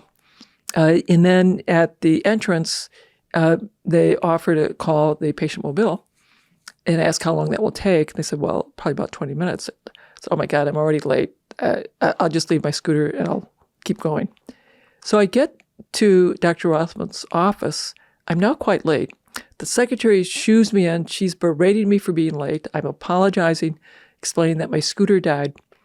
And so Dr. Rothman says, oh, so you had to wait for the patient mobile. I said, no, I pushed it up the hill and I walked over. He goes, you what? So I show him my electrical therapy device. I explain what I've done. He tells me that this was the best thing that he could have ever hoped for. Mm. And then he wants me to write a case report. And that's, on myself. I said, yeah. Work with your treating medical team, your physical therapist, but this is what I want you to do. And so we got that written up. He then talked with me and said, I want you to do what we call a safety and feasibility study. See if others with progressive MS can implement what you did. Do you hurt anyone? Is it safe? And what's the effect size? And again, I said, that's not the kind of research that I do. I do diagnostic error research. I said, I'll get you the mentors.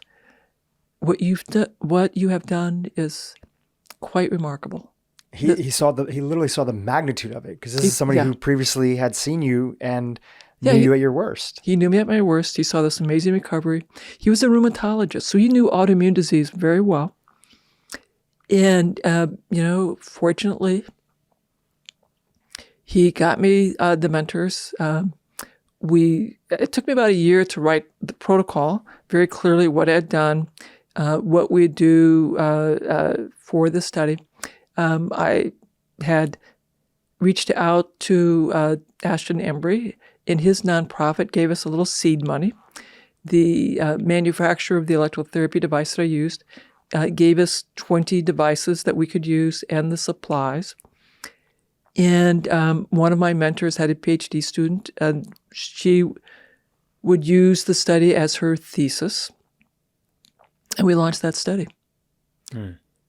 And it was stunning. So we have people with primary and secondary progressive MS. The average level of disability is between cane and walker. They have a severe level of fatigue at baseline.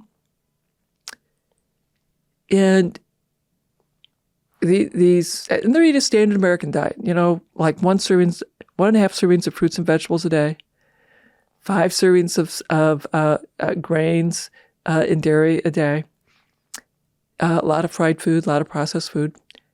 We get them to basically adopt the Wahls diet very successfully. Begin a meditation program, begin an exercise program, begin doing electrical stimulation of muscles. And we have a remarkable reduction in fatigue severity, remarkable improvement in quality of life. If you're overweight, you lost weight very rapidly. As a matter of fact, I had to do safety reports. I have to do safety reports for all of my studies because people who are overweight lose weight very rapidly. No one to date has ever become underweight. Half of our people had remarkable improvement in their walking function, which is remarkable because if you have secondary or primary progressive MS, you anticipate a 10 to 20% worsening of gait every year. Yeah, you don't see people get better. People don't get better. You see them get maybe a little less worse. It slows a little bit, sometimes medication, but you don't see people get better. And the fact that we kept this group of 19 who finished the study as a group stable is stunning. And that half of them had clinically meaningful improvements in gait, remarkable. And how long was that period of time that they were on the Wahls protocol, the 12 diet? months. 12 months. Okay, so it was a year that you were seeing them. This was a year. And so I still do clinical trials. I still go around the state recruiting. So I give these little lectures in communities around the state. So I run into our former study participants. It is so much fun. So, it's 10 years after the fact. I'm sort of like at a revival meeting. These former participants stand up.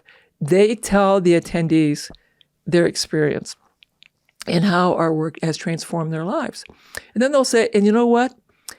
If I slip up and I stop doing the diet, my fatigue is back, my walking goes to pot, and so this is what I'm doing forever. It's a lifestyle now. It is a lifestyle. It is their life. So this 70-year-old lady is in the senior band, and she goes to the band and does some dancing. The other lady that I've run into, she is still working part-time. She has grandchildren that she plays with and hikes with. She takes her dog on 5-mile hikes. It is fun. Like we're at a revival meeting and they are preaching to the choir. They're very fun to watch. Through the program, you're literally giving people their lives back. Absolutely. I want to zoom out for just 1 second. I know you're still telling your story, but just so that we have a container for the audience, you're working with people that have this diagnosis of progressive MS, but this is fast forwarding a little bit, but just so people can follow along, even if you don't have MS, what you're later finding out is that this protocol that addresses the root issues that are going on with mitochondrial health, gut health, nutrient deficiencies, inflammation. It's not something that was only designed to fix MS. People who have other conditions also saw some pretty radical transformations. Can you list off some of those ones that are out there? So what happened? The VA saw, what I was doing. I ultimately got pulled out of the primary care clinic, the traumatic brain injury clinic, to create my new clinic, the therapeutic lifestyle clinic. And for that, they said, you can do things the way you want to do them, which was basically the Wahls protocol, although I knew not to call it the Wahls protocol in the VA clinics. But we went to specialty medicine, the pain clinic, and primary care, and I said, give me your most difficult cases who have pain, fatigue, brain fog that you can't help. We're going to use diet and lifestyle, and just give us your toughest cases. We got a few, had great results. Then we got a few more. Then we had a deluge. And so I kept having to redesign how I ran the clinic because I didn't want people to have to wait. So we went from small group appointments to large group appointments to basically classes. The kinds of problems that we saw were people who had chronic diseases, usually multiple chronic diseases. They were often disabled, living on food stamps. Their chief complaints would most consistently be fatigue, pain, brain fog. And then they would have diabetes, obesity, rheumatoid arthritis, fibromyalgia, systemic lupus, psoriatic arthritis, anxiety, depression, post-traumatic stress disorder, traumatic brain injury. So a wide variety of problems. And we treated them basically by fixing their mitochondria. We give them a pretty basic supplement cocktail around the mitochondria. We would give them basically the Wahls diet, and we had a meat-eating version and a vegetarian version for them. We would teach them shopping strategies, meal planning strategies, and remember, these people living on food stamps in rural Iowa, rural Missouri, shopping in small grocery stores in rural Midwest, and they're exhausted. And they had tremendous success.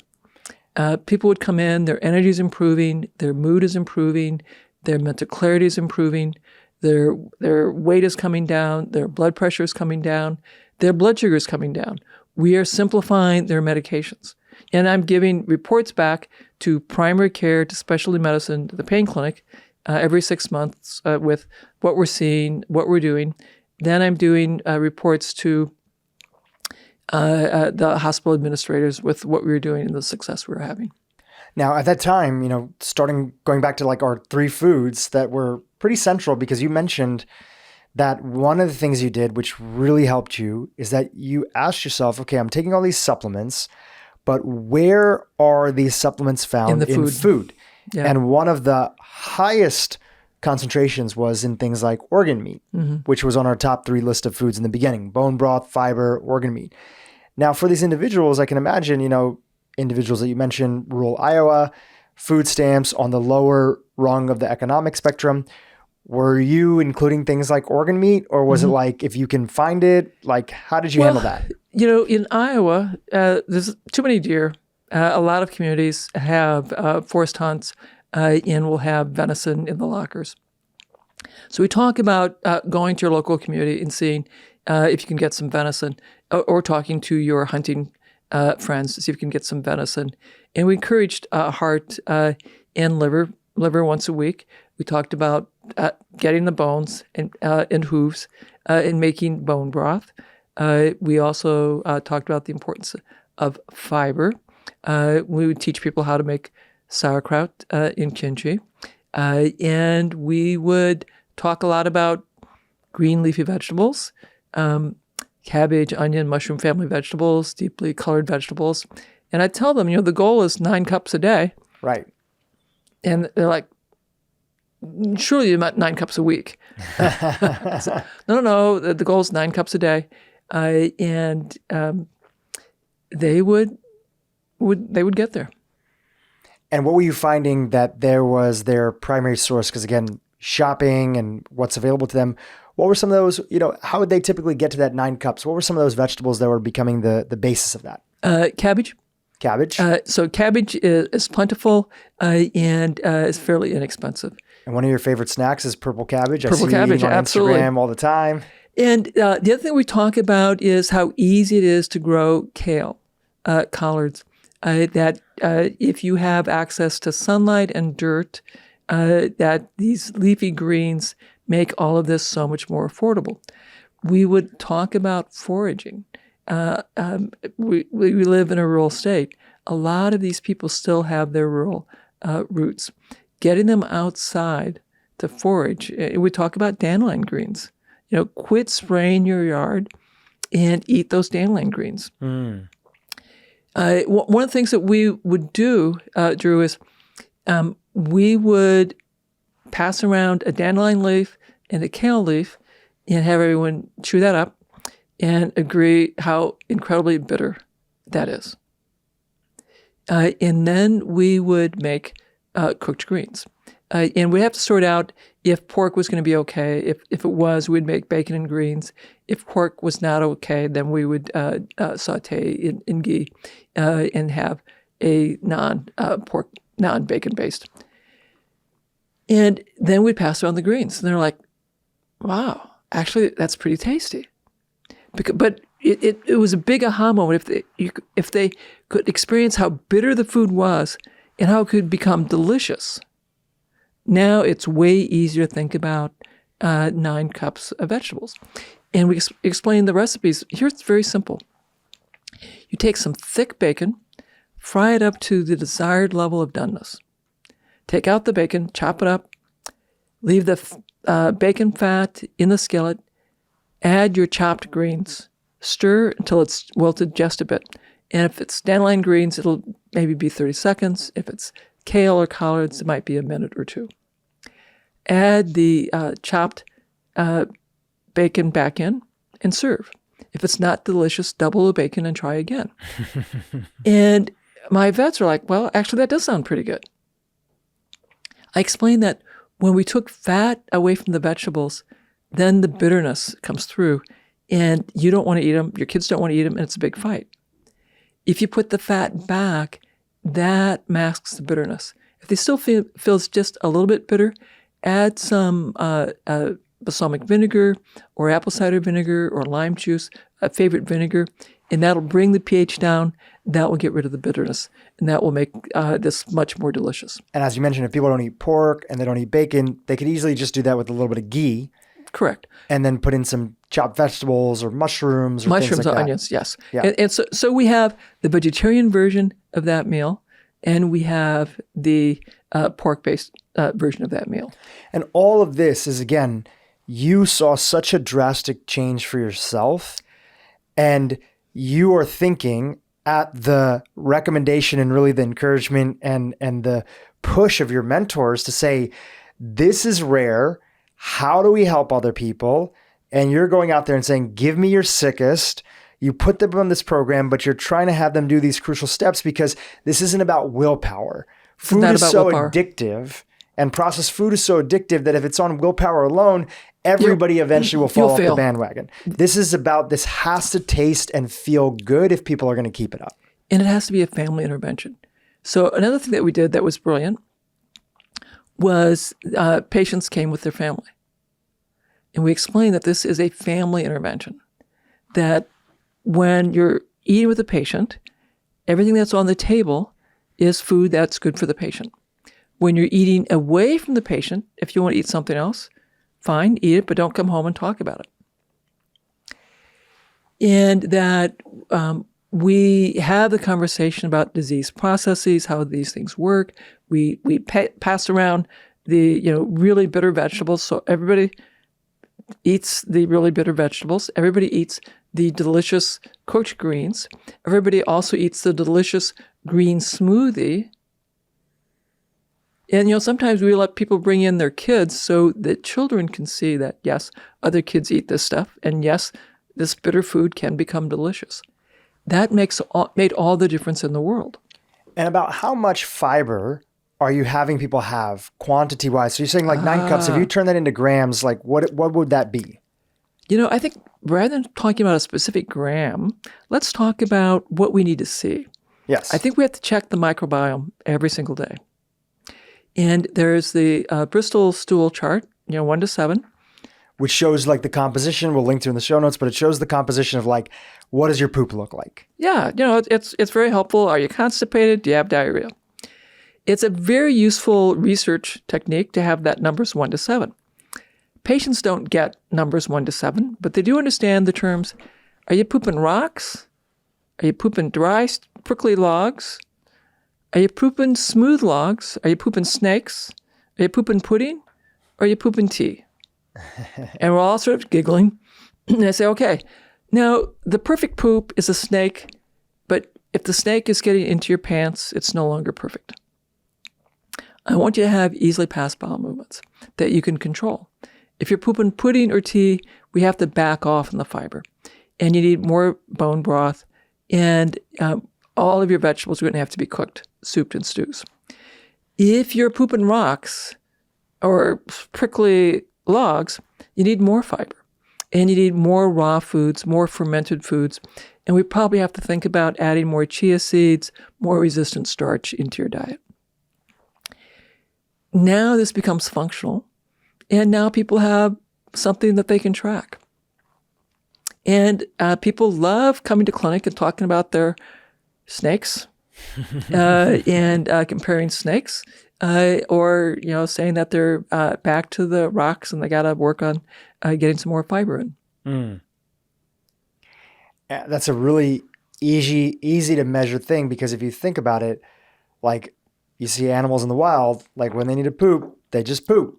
They don't need to, they're not constipated unless if maybe they're in a zoo setting and they're eating sort of like in a natural diet. And that's how we were meant to be as human beings. Correct. We should be, if you look at humans that are still hunter-gatherers, they're pooping big poops every time that they eat.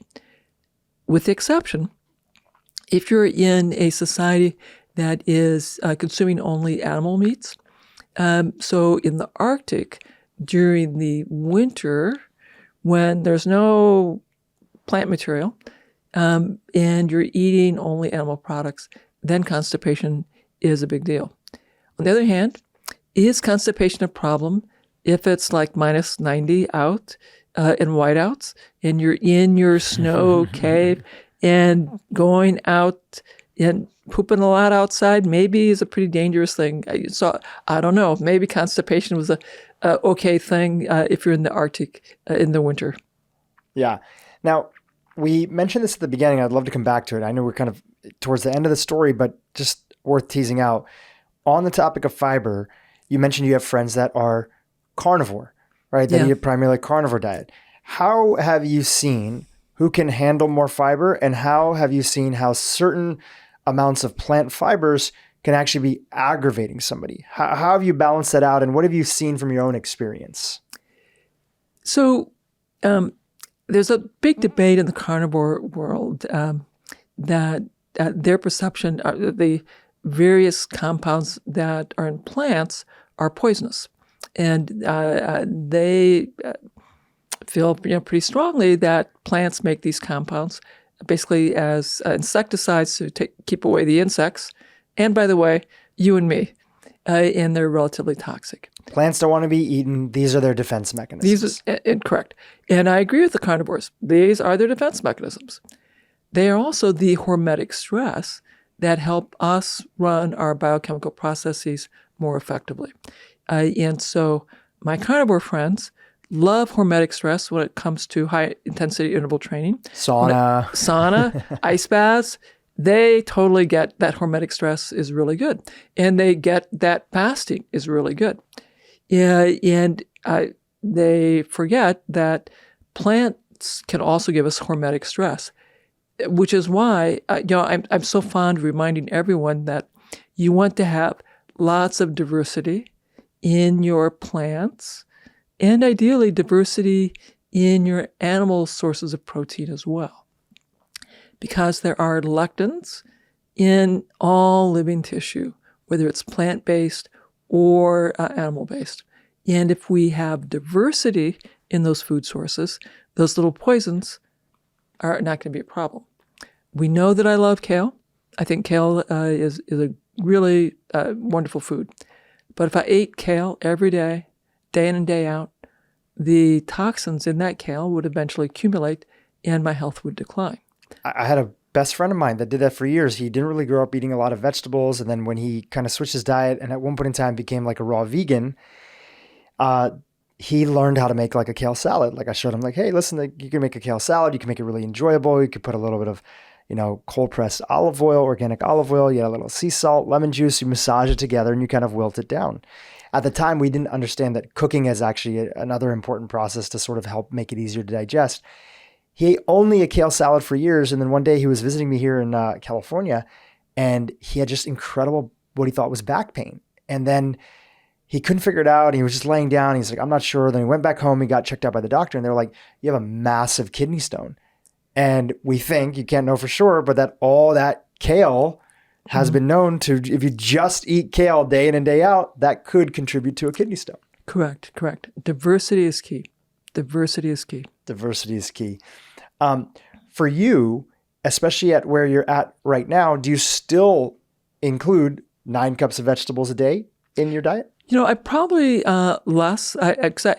Over time, I became lower and lower carb, so I am much more ketogenic. Although what I really do is I go between a ketogenic and a higher fat diet, so that a little bit higher protein, higher carb diet, to have metabolic flexibility, because I think that's what our ancestors really did. You worked incredibly hard to get your food, so you're in ketosis, probably on the basis of exercise. You have successful gathering or hunting, bring back the food. The social compact for the ladies was we cooked for the guys ate first, and we got the food, but we all had plenty of food for a couple of days. So that's the refeed, probably higher in protein and lots of fiber, and lots of greens, color, and root fibers. Then we have to go out and get our food. And again, we're going to be in ketosis on the basis of exercise. So I like to think that that's what I'm trying to do, is maximize my metabolic flexibility. I will be in a ketogenic diet and then a lower carb diet. I want to make the observation. I now know that my early antibiotics before the age of 3 meant that I probably have a overabundance of Candida albicans in my gut. And so, as over the years... Which is a particular group of bacteria or bacteria strain? A particular group of yeast. Yeast. Because, sorry, I meant yeast. My apologies. Yeah, because the antibiotics kept suppressing my bacteria, so the yeast could bloom. And because your microbiome is set by the time you're age 3, my microbiome is set to want to grow too many Candida albicans. So in fact, I've come to realize that my mood is much happier if I have a lower carb diet. And so, for years, I did a ketogenic diet with only probably about 4 to 6 cups of non-starchy vegetables, and very few root vegetables, very little fruit. I now will probably do 4 to 5 cups of vegetables, high fat, followed by a little higher protein, still relatively lower carb, because I recognize that my mood is much better if I don't feed all of that Candida albicans. I also will take some herbal supplements to try and keep the Candida at bay. That's great. I mean, people are continuously following along with your journey, so they're always curious about how it evolves over a period of time. And I should make the observation, I realized that ever since I was an adolescent, I have struggled with depression. It has been a huge challenge for me. One of the things I discovered is that exercise helped me out a whole lot. When I couldn't exercise, that was very difficult for my mood. And now that I can exercise, that's very helpful. Now that I put together, for me, a lower carb diet means that I have much less trouble with depression. I was telling you that I want to introduce you to a gentleman who was just on this podcast. The episode will have been out by now, Dr. Chris Palmer. And through a hardcore ketogenic diet that still has a lot of vegetables inside of it, low carb vegetables, exactly how you're eating and saying you're eating, he is suppressing and seeing remissions of depression, of bipolar disorder, schizophrenia, where patients were on medications for 30 plus years. It's quite amazing the work that he's doing out there in Harvard. And I feel like the two of you are super simpatico and I want to connect you. But that just goes back to your point that there's something that's there. And does that mean that a long-term ketogenic diet is right for everyone? No, because your big thing is you're all about personalization based on your situation. Absolutely. Right? Absolutely. The more, if you're not, for instance, depressed, or maybe you don't have an autoimmune condition, you may benefit from just cleaning up your diet, getting rid of the processed foods, having some more vegetables, including some of these superfoods that you threw in at the beginning, the fiber, the bone broth, a little bit of liver if you eat those foods. And that could be enough because your basis between your gut bacteria, your exercise, your toxic load may not be as worse as somebody else. Correct. And I think of my level 1 diet is basically a gluten-free Mediterranean diet. Yeah. And for many, many of my veterans, they did great on a level 1 diet. And we have others who we need to put in more of a ketogenic diet. Totally. You really want to pay attention to what are the risk factors, how are they responding. And I start with the simplest dietary intervention, and we progress if they're not getting the results that they're looking for. But we also progress at the pace that they and their family are willing to go. Yeah. Well, you're one of the few in the space that has really, through your work and the clinic that you were involved in and founding your own clinic, has done research on your methodology. So give us the latest update. The last time you were on, you kind of gave a summary of the work that you'd done up until that time. Yeah. What's the latest update on the research as it comes to looking at MS, as looking to the Wahls protocol and what it can do for people? So we're up to our 8th clinical trial. That's huge. So that's really very exciting. We've got 24 scientific publications that we've published on the various studies that we've done. The most recent completed study was the parallel group comparing the low-fat swank diet to the Wahls elimination diet. And we're able to show, we had a 12-week observation period, show that fatigue, quality of life, and function is stable. Then you randomize them to the Swank or the Wahls diet. Fatigue reduced for both groups, so that's great. The fatigue was more reduced in the Wahls group than the Swank group, and quality of life improved in both groups. But again, it was more improved in the Wahls group than the Swank group. I think the take-home message is the standard American diet is not going to help you. If a low-fat diet speaks to you, by all means, do that. Get rid of the added sugar, the processed foods, and that'll be very helpful. If you're open to doing the Wahls diet, I think you can be hopeful that you'll have even greater reduction of fatigue and an even greater improvement in quality of life. We have 2 more studies that we are getting ready to analyze the data. One is a look at people who were newly diagnosed with MS who declined taking drug therapy. And then people who were newly diagnosed who were just getting standard of care and taking drug therapy. And we started that just as the pandemic is going to start, so we had to switch from an in-person visits to a virtual study. We are cleaning the data. We'll be analyzing and comparing, because this was a non-randomized study. It was people who chose to not take drugs or chose to take drugs. And the question is, can the people who didn't take drugs do just as well with diet and lifestyle as the folks who took drugs?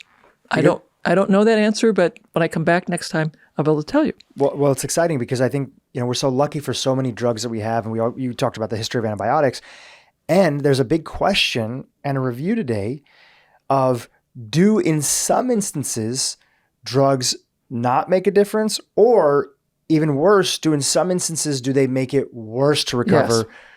Especially when people are leaning into these lifestyle and dietary changes. And that's a good question, because I think previously people would have said carte blanche, you always need the drugs, don't get off your drugs. And of course, people need to make that decision with their physician. It's so contextual, it's so personal.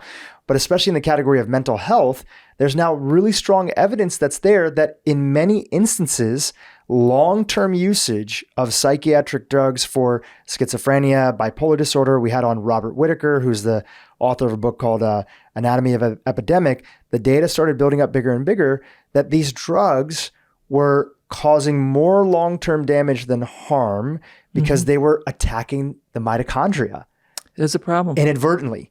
Yeah. And it really is just a matter of, if at the end of the day, the goal is to help patients, we should be willing to question the status quo so that we can further contextualize and personalize. It's not go on drugs, it's not go off drugs. It's that, when are they helpful? When are they harmful? And the other question is, could diet and lifestyle do just as well as drugs? Right. Maybe, maybe not. But this will begin to answer that question. That's great. I'm so happy that you guys are doing that. Then the other study that we're doing is we have an online program that teaches these concepts, the Autoimmune Intervention Master Course.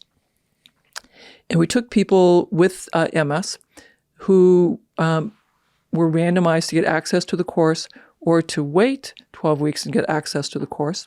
And we are measuring the change in fatigue, quality of life, and dietary intake. So we'll be looking at that.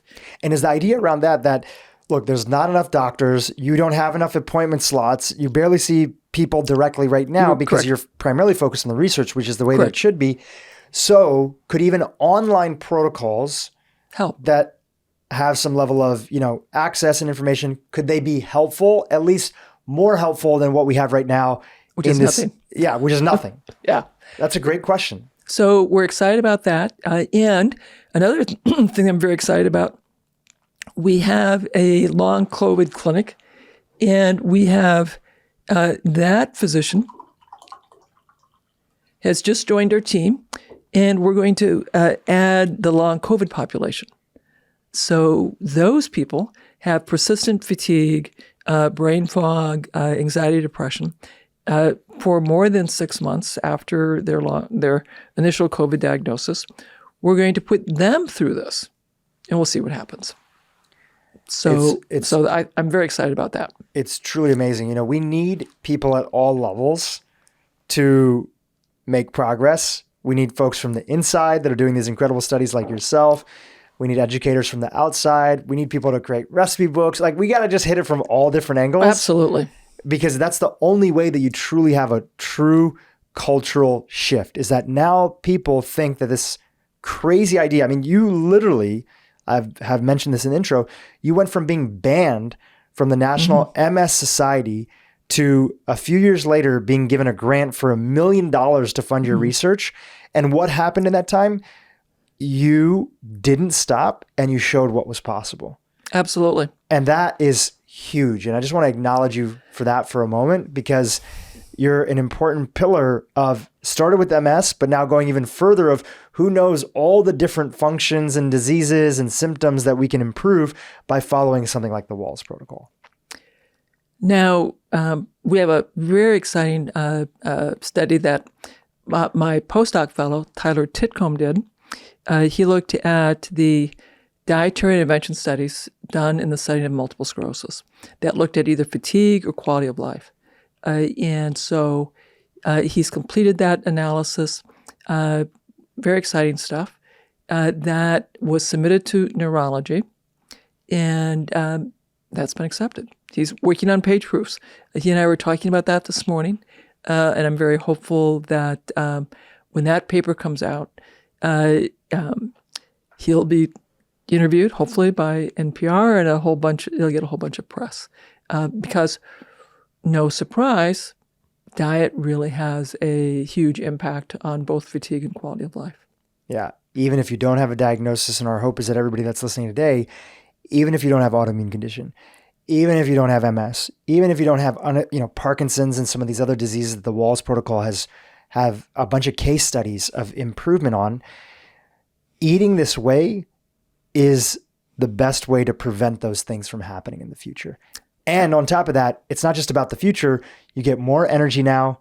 You get more mental clarity now. You have the ability to focus now, which means more time for all the things that you love in your life. Think about the things that you love in your life. Think about the things in your life that deserve the love and attention. Maybe it's writing a book, starting a new business, volunteering at your local church, mosque, or synagogue or temple, whatever it is, spending time with your grandkids, spending time with your husband, your wife, whatever. When you feel good, you have more energy to do all those things. I should tell you that our vets made the observation, because we had young men and young ladies in the traumatic brain injury clinic who had lost their love life, who had lost their sex life, who had lost libido. And as we put them through the program, the blood pressure is coming down, blood sugar is coming down, but the men are coming back with a big smile because, like, oh my God, my friend is back. I'm getting, They're back to having that morning erection. They are so excited. Which is a perfect sign of vascular health, nitric oxide production, all those things. If you're listening, or women that are listening that have a partner that's a man, if your partner does not have, if your man in your life does not have erection in the morning, that's a sign that maybe the diet needs to be cleaned up. Yes. And the Wahls protocol could be a big part of that. big help with that. And then let me tell you about the 8th study, the study that we're recruiting for right now. Yes, please. So this will be, I think, the largest and longest dietary intervention study that's been done in the setting of MS. We'll be comparing a ketogenic diet, a Wahls elimination diet, and a usual diet. Like a standard American diet. Well, people eat whatever they're eating now. Whatever they're eating. Got it. So if they're eating whatever dietary pattern they're eating now, they get to continue. They will come in at time 0 for MRIs and measurements of walking, hand function, vision function, working memory, and we'll get measures of their mood, fatigue, quality of life. They'll come back at 3 months for some repeat blood work. Then they'll come back at 24 months, and they'll get all the assessments again, including the MRIs. The MRIs will not have contrast in them, but they're research MRIs, so it's a much bigger magnet, so we can still see, do you have enhancing lesions or not? And we'll see, did your brain volume change in that 2-year period?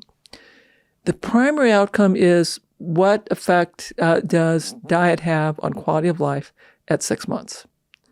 The secondary things that we're looking at are walking, hand, vision, and brain volume change. One of my hypotheses which I'm very excited about, is improving your diet can get your brain volume loss back to healthy aging. Because you see, if you have MS, the average brain volume loss is 0.7 to 1% per year. Wow. Healthy aging is 0.1 to 0.3% per year. So if you have MS, your brain is shrinking at 3 times the speed of a healthy adult. If I can get brain volume loss to healthy aging through food, that is phenomenal.